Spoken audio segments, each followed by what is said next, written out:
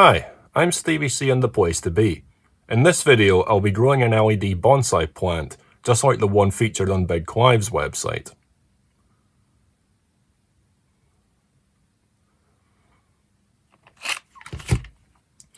I bought these PCBs from BigClive a very long time ago, and occasionally solder together half a dozen or so when I'm either bored or procrastinating. Clive's PCBs are designed to accommodate two sets of 3 LEDs in series with a resistor. I'll be running this from a 12-volt power supply and using varying resistances between 100 and 1000 ohms for varying intensities of light. In this example, I'm using two 470 ohm resistors to limit the current. These can be installed on the silkscreen side, but I'm placing them on the copper side for neatness.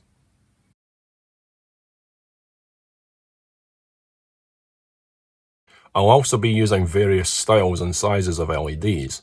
In these examples, I'm using 5 and 10mm diffused LEDs in orange and green.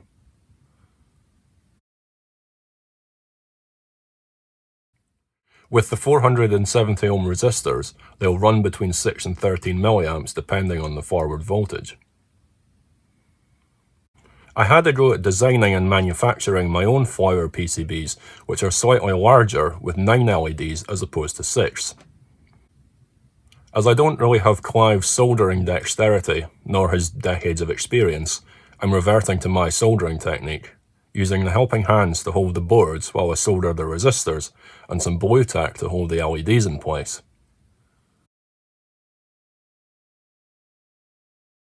In my design, I'm using 3 470 ohm resistors and a mix of 10mm square and 14.5mm high colloid LEDs, which I bought from eBay and AliExpress respectively. Now that I have my bonsai PCBs assembled, I need to cut lengths of solid core wire to form the stems. I tin the PCB pads, then solder the stems in place, finally twisting the wires together to form the stems and stripping the ends so that I can test that they work with a PP3 battery.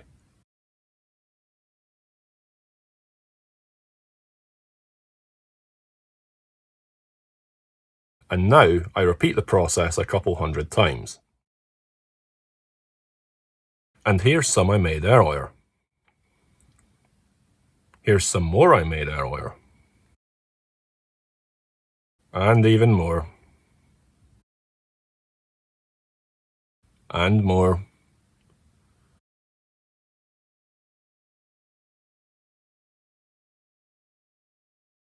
And even more. As Clive pointed out on his website, you wouldn't want to promise to make someone a bunch of these as it could get demoralizing very quickly. I prepared these a few at a time whenever I had nothing else to do. Or more likely, when I had tons of other stuff to do and wanted to procrastinate.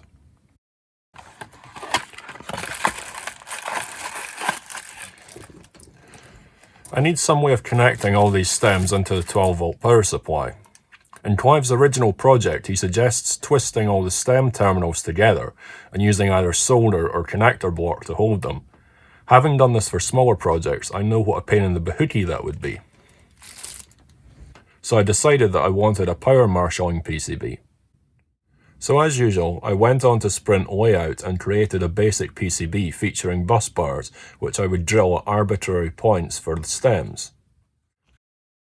I printed the design onto transparency film, then went through the usual process of prepping the copper FR4 board in photoresist, exposing it under UV light, and processing it in developer solution, etchant and acetone to rinse it. My first attempt wasn't great. I thought I could do better as I was putting it in a video for all to see. I even tried one version that skipped the photoresist stage by using gaffer tape to protect the areas I didn't want eroded by the etchant.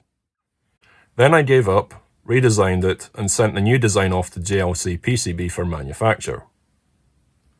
I decided to add the ability to have 3 LEDs glowing in amongst the stems in the base, because reasons.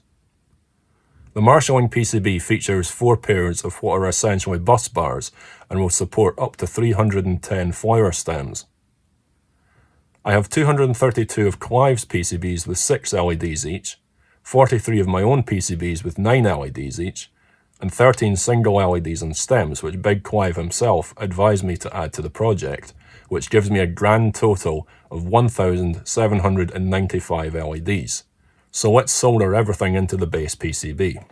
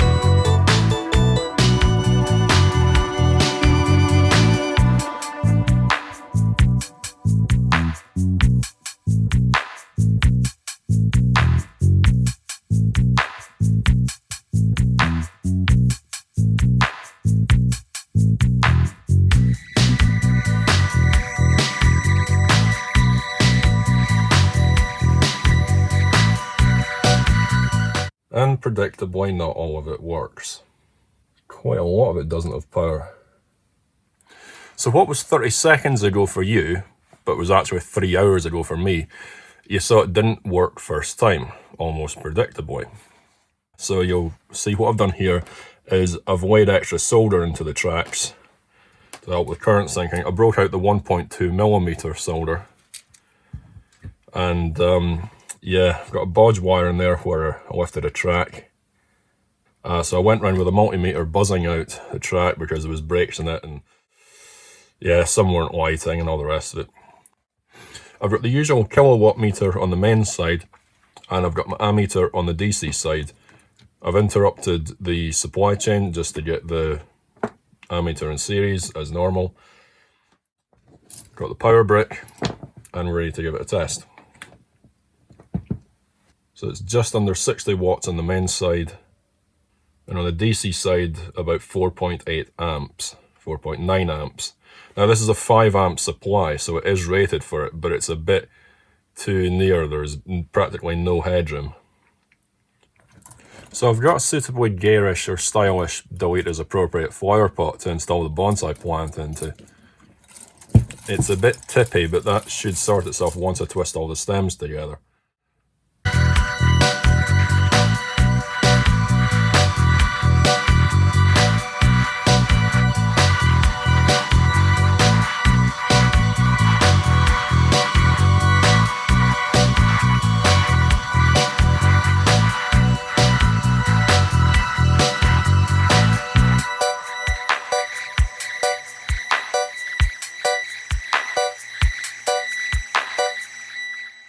I'm not sure if real bonsai plants shred your hand to pieces, but this one has had a go at me. Sorry if you're squeamish about blood. So I don't know if I can show you this, but I've installed a 6 amp rectifier diode in line with the power supply. So I'll hook this up and see how much current it knocks off. So yeah, that diode has dropped just under an amp off the total current. So that 5 amp supply is now running about 4 amps, so I'm happy with that.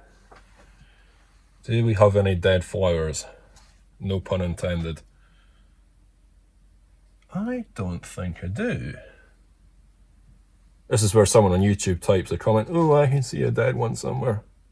Something was smelling hot there. It was the diode. Oh, that is roasting. That's a 6 amp diode.